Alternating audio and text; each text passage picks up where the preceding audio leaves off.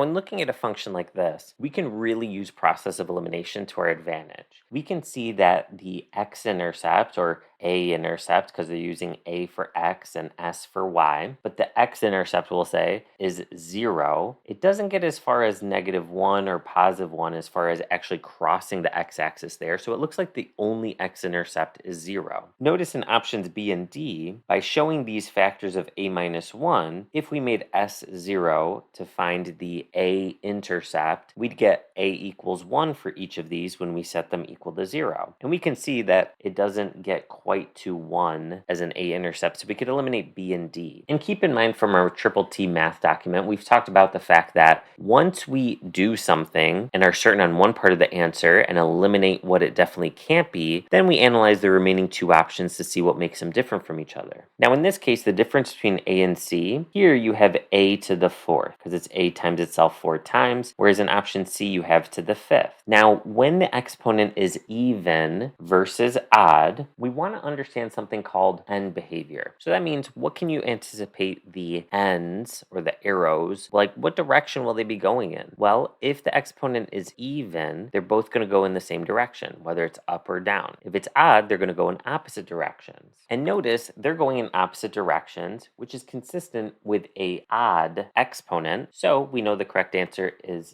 C.